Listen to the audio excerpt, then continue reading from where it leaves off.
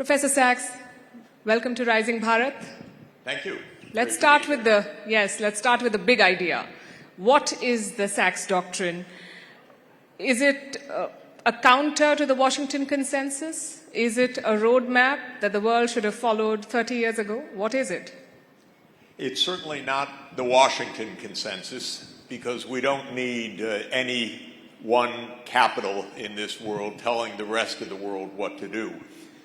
What I like to follow is the consensus of the world, which agreed in 2015 to the idea of sustainable development for all countries, for all peoples, for all parts of the world.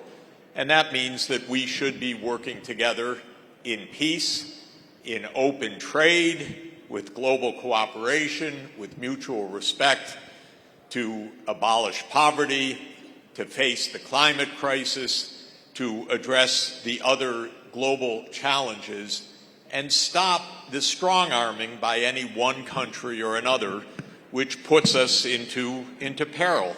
So that's the global consensus, and I would say that's the one that I try to follow. Are there takers for this among the current lot of policymakers? Look, the fact of the matter is that in September 2015, all 193 member states of the United Nations adopted the idea of sustainable development as their framework. And 6 weeks later, all 193 UN member states adopted the Paris Climate Agreement, recognizing that it's no joke. We really have an environmental emergency, whether we like it or not. That consensus is very fragile, though, because my country, the United States, doesn't spend too much time thinking about it. It's very much America first, whether it's this administration or the one that preceded it, actually, pretty much the same. But what's happened in recent weeks is absolutely alarming. The United States government in the new administration actually voted against, if you can believe this, it voted against a resolution calling for a day of peaceful coexistence. It said no, and it voted against it for two reasons. One, it says, the Chinese use the phrase peaceful coexistence, so we think this phrase may be somehow in praise of China, so we won't use the phrase peaceful coexistence. The second was that in the declaration, it said the world supports sustainable development, and the United States government said, no, we do not. We will no longer simply say we support sustainable development. It is not in America's national interest. So if you ask me, is it a global consensus? Well, we're down one country. I think 192 would still profess consensus. One does not. And that one is on a bit of a, let's say, an adventure right now, every day to prove to the world that it can do what it wants, when it wants, where it wants, how it wants, no matter what anyone else thinks. And that is not exactly conducive to the kind of world that we want. I think a lot of people may have missed this because they were tracking something else from Washington, D.C., when the U.S. president triggered a global trade war. In February, you quoted Henry Kissinger, the European Parliament, and you said, to be an enemy of the United States is dangerous, but to be a friend is fatal. Would you offer the same advice to policymakers in India as they try to navigate the Trump tariffs? That line is actually Henry Kissinger's famous line, that if you're a friend of the United States, beware. Very dangerous. I have lived a whole lifetime of America declaring its friendship to countries that end up getting destroyed in part because of that wonderful friendship. I don't think I have to give advice to India. It's a little superfluous, but just be careful, you know? There is no alliance there. India is anyway too big for alliances. You are an alliance in and of yourself. civilizations behave as civilizations do. And so being the most populous country in the world, you take care in your relations everywhere. But I would say the idea, and I do have to say it, it sounds, I hope I'm not rude or misunderstood, but the U.S. wants to use India, clearly. It wants to use India to beat up China. Don't play the American game. That's my only advice to you.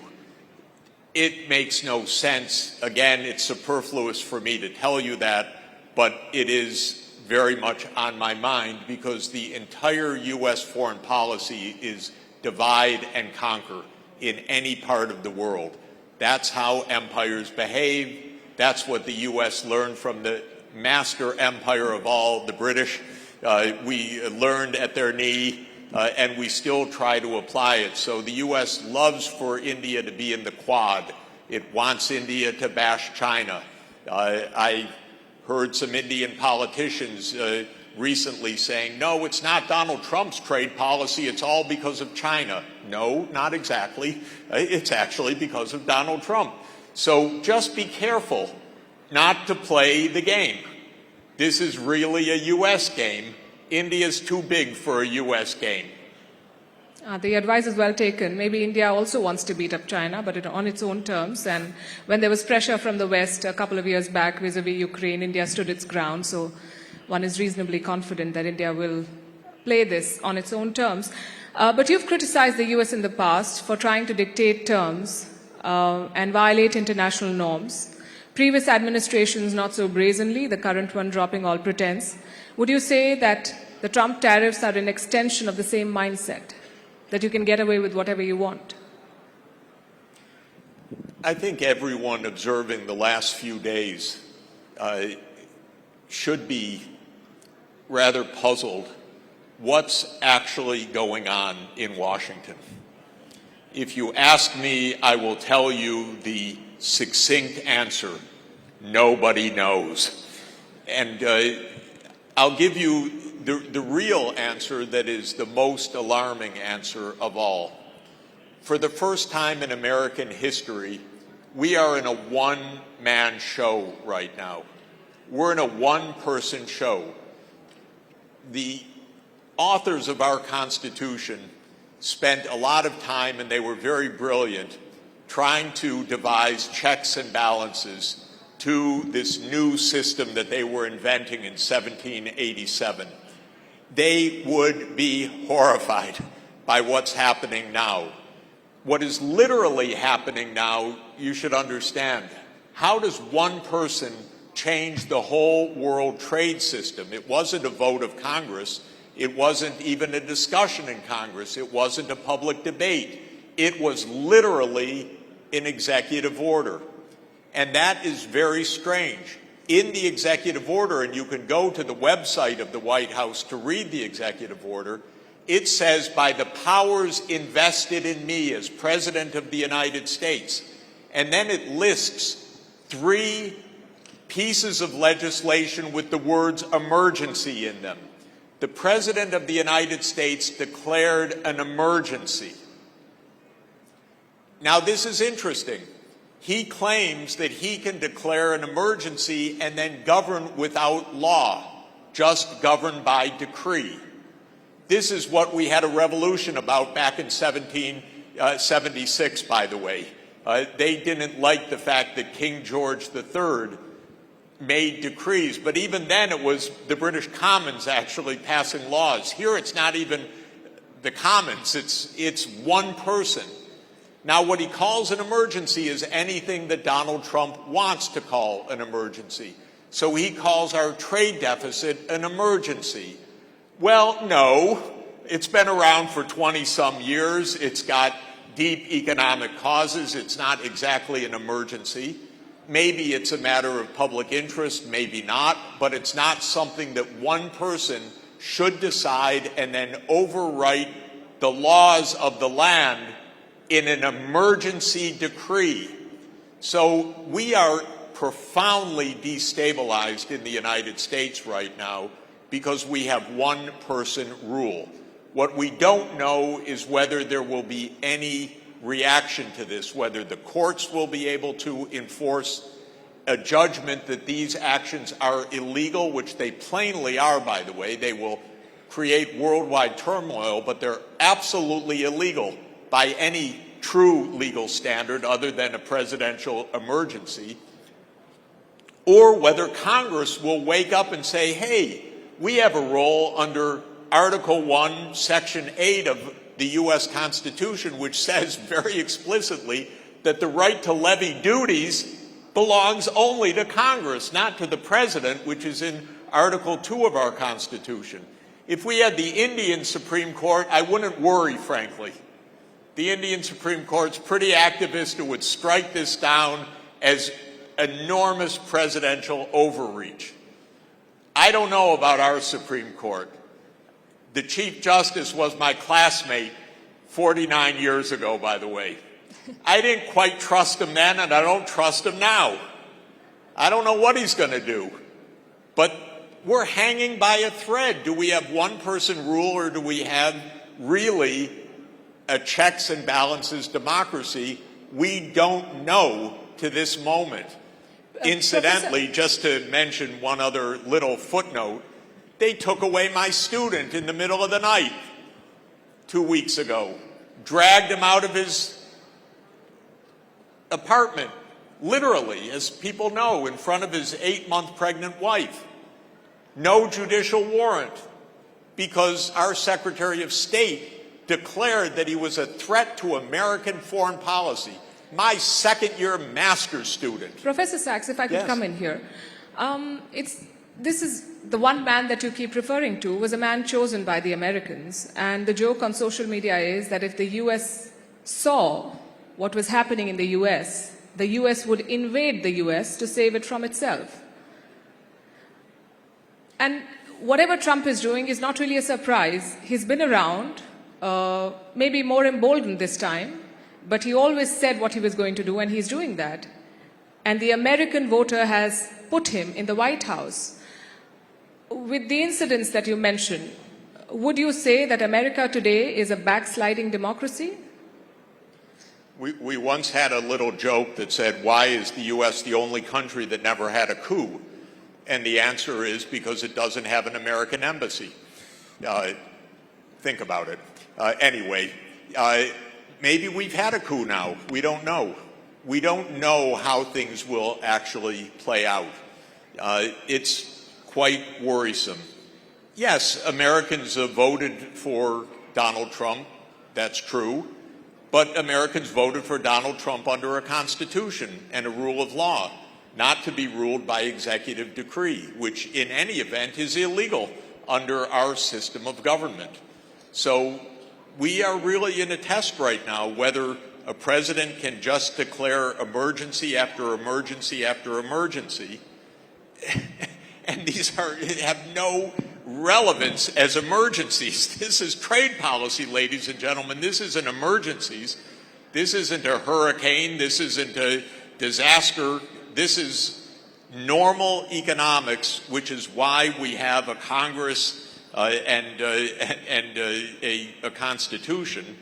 And so, yes, this is absolutely unprecedented and dangerous for everybody, dangerous for the world. And this, unfortunately, is our little bit of our grim situation right now. Let's talk about India. You've praised India's economic growth in the past, which has happened, and India has thrived thanks to globalization. Do you believe that globalization can survive this protectionist turn that Washington has taken? First of all, India is doing wonderfully, and it doesn't surprise me because I've watched India in its takeoff, and I've been privileged to be coming to India now for 46 years. So I've watched a lot of India's remarkable achievement. I'll tell you, it's an old story, but for me, it's a very vivid story. When I first came to India with my girlfriend, who's now my wife of 45 years, I carried a book in my backpack by Gunnar Myrdal called The Asian Drama. He was the Nobel Swedish laureate who wrote about Asia. And of course, he was the one that said India could never achieve economic growth, that it was doomed to what was euphemistically called the Hindu growth rate of 2% per year. And this was my first book as I roamed India for a month in 1979 trying to understand this. Of course, I never believed this, and I never believed that any country is somehow condemned to poverty or doomed to backwardness. It's the opposite of what real economics shows.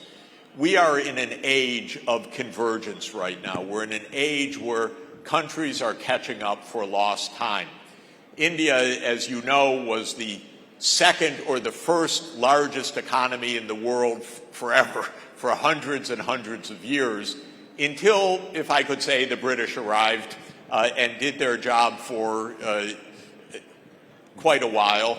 I do have a theory in life that all of today's challenges at the core have a British story to them, whether it's the Middle East or whether it's some other place, whether it's China too, because the British showed up in 1839 to demand the right to export opium to China, the opposite of the fentanyl emergency and so forth. In any event, India and China fell far behind, and they fell far behind until independence.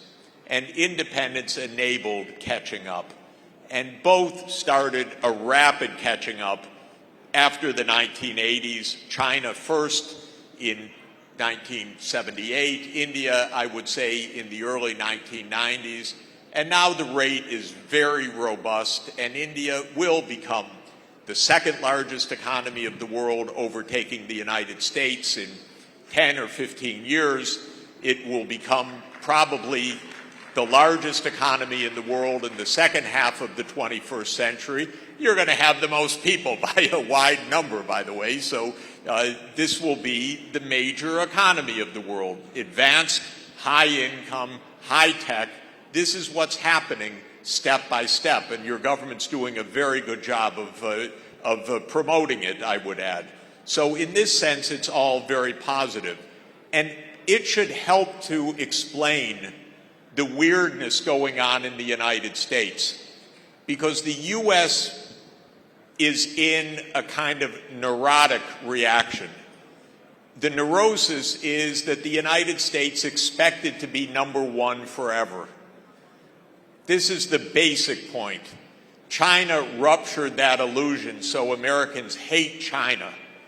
They hate China. How dare you be a bigger economy than the United States? This violates every rule according to American thinking. And they will come to resent India, I'm sorry to tell you, as you overtake the United States too. Just a little bit of friendly caution to you, because the American mindset cannot understand this as a big world, and other countries are more populous and they're not being held back. And the United States is only 335 million people, a little bit bigger than Uttar Pradesh, but not so much bigger. And so it can't be the biggest country in the biggest economy in the world. It's not even possible in a world where technology is everywhere, where skills are everywhere, where the ability to innovate is everywhere. But this is driving the Americans crazy, and it's driving the Americans crazy, especially about China. Don't be pulled into it. I know India and China have their own issues, but settle them, because between the two of you, you're 40% of the world population, and you could actually help to run a very decent world together. Thank you. Let's talk about the war in Ukraine. And we know that the US president is giving the Europeans a hard time, and that they've been sidelined. He's talking to Putin directly, who is tarrying and not taking a peace deal. Do you think that the current US president is our best bet to end the war? And if Putin does not take his deal, will Trump be inclined to use force? The war in Ukraine was a terrible debacle that the United States sadly walked into over a 30-year period by expanding NATO, despite Russia's continuing objections, don't come closer to our border, don't come closer to our border. I know it. I was President Gorbachev's on his economic advisory team 36 years ago. I was President Yeltsin's economic advisor. I was Ukraine's economic advisor to President Kuchma, so I know both sides. The basic point was Russia wanted some space so that the United States wasn't pushing its missile systems, its Aegis missiles, its military bases right up against Russia's borders. But the United States said, we go where we want, when we want, where we want, how we want, and the war finally ensued. The war could have ended in 2022. Ukraine and Russia were about to sign a peace agreement based on neutrality for Ukraine. But the United States said, no, no, no, we want military bases, we want NATO there, don't sign the agreement. So Ukraine continued to fight. So will Trump end this? He could end this. He just has to say very clearly, publicly, explicitly, NATO will not enlarge to Ukraine. That is over. We will not be next to Russia, pushing ourselves into Russia's front yard, basically. And if the U.S. does this, there will be peace in Ukraine because the war will end. It's been a war over NATO enlargement. The war will end on that basis. Unfortunately, President Biden insisted to the last day NATO will expand to Ukraine. President Trump knows it's not right, but he hasn't quite said it yet. So we're close to the war ending, but we're not quite there yet. From what I understand, the door to a NATO entry is more or less shut for Ukraine. But what you're saying essentially is that you're holding NATO responsible for the war. You're saying this is a war of their making? Look, I was there when Gorbachev ended unilaterally the Soviet military pact called the Warsaw Pact. He ended it and said peace. And the United States should have ended NATO at that moment. But the United States didn't end NATO. The United States immediately said, we expand NATO. Actually, not immediately. They told President Gorbachev on February 7th, 1990, James Baker III, NATO will not move 1 inch eastward, not 1 inch. Hans-Dietrich Genscher, the foreign minister of Germany, NATO will not move eastward at all. I was there in those days. They promised. They lied. When the Soviet Union ended, President Clinton in 1994 began NATO enlargement. And Zbigniew Brzezinski wrote a book in 1997 explaining Russia will have no choice but to acquiesce. So it was kind of like playing a poker game. They gambled Ukraine's safety, and they lost. And it was a terrible mistake. And all of the senior diplomats in the United States knew it at the time. Jack Matlock, George Kennan, people that I was dealing with knew that this was a disastrous policy, very dangerous and very provocative. But the politicians went ahead with it anyway because they had the idea that the U.S. was the sole superpower and it could do what it wants. You've said in the past that Ukraine could become the Afghanistan of Europe. Do you still fear that? As a country, as a power that engages with both sides, do you see a role for India in future peace talks? I see a huge role for India in playing a major diplomatic role in the world. If I could tell you a little secret, just a little secret. My advice is be friendly with China and say to China, you must admit us you must vote now that we become the 6th permanent member of the UN Security Council. How can we have a Security Council without India being a permanent member? It makes no sense at all. And I want China to be your strong supporter of that. I really do. I know that India can help to bring peace in the world. This is actually a peace-loving country. You just had 600 million people peacefully assemble in the Maha Kumbh Mela. Unbelievable. We can't have 100 people in my neighborhood get together without a brawl. And if you have 1,000 people, someone gets shot. And you just had 600 million people come. I think that calls for a big round of applause.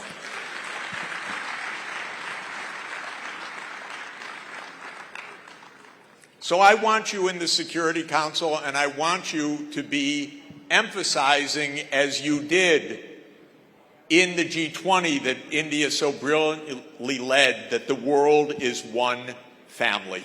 That was the motto of the G20. This is the wonderful philosophy of Hinduism also. It's the wonderful philosophy of peace, and you will help bring peace to the whole world. We don't need these wars. This is the most basic point.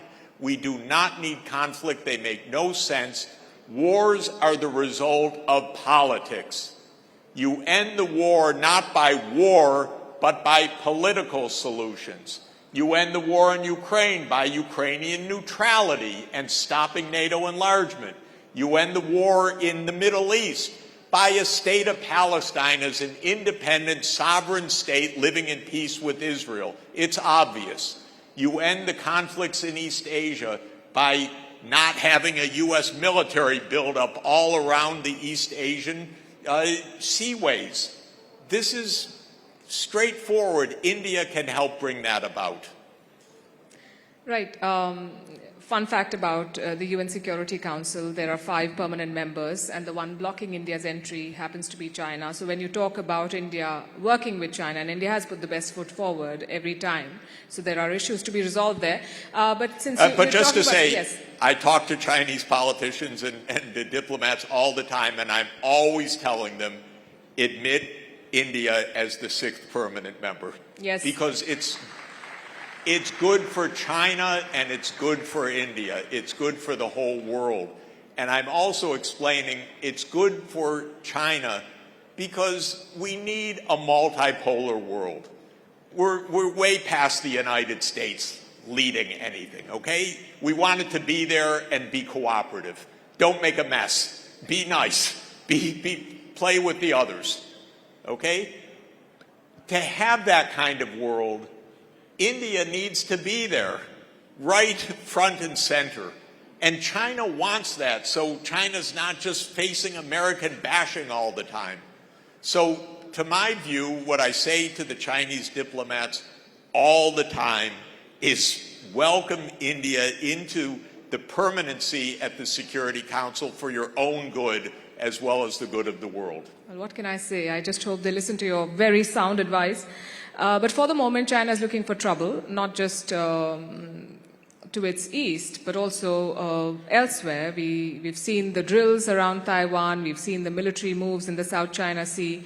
And with Donald Trump taking a tough transactional posture, do you think regions like Taiwan can depend on American security assurances? If ever there is a place for Henry Kissinger's adage, it is Taiwan. To be an enemy of the United States is dangerous, but to be a friend is fatal. If Taiwan thinks that the United States is going to save Taiwan from China, oh my God, truly God help us. There is no way, first of all, that the United States could save Taiwan. It would get whooped in a war thousands of miles from its shore anyway. But aside from that, the last thing that this world needs is a war between the United States and China. My point of view is quite straightforward. Maybe, I don't know if people will take it a little bit harshly or not, but Taiwan is part of China. Taiwan says it's part of China because the Republic of China, based in Taipei, says there's one China. The People's Republic of China, based in Beijing, says there's one China. They don't argue about that. They argued about who rules China. That's a different matter. but they agreed for decades that there's one China. And if the United States says to Taiwan, we have your back, you do what you want, believe me, it will be just like what happened to Ukraine when the United States said, you don't have to be neutral, you can join NATO, we have your back. And that was 1 million deaths ago, or at least 1 million deaths and deadly injuries, or very grave injuries. I love Ukraine, I advise Ukraine for years, but it's deadly to believe the United States is going to save you and that you can therefore host military bases on Russia's border. Russia won't accept it, just like the United States didn't accept bases in Cuba of the Russian military. In 1 million years, they would never accept it.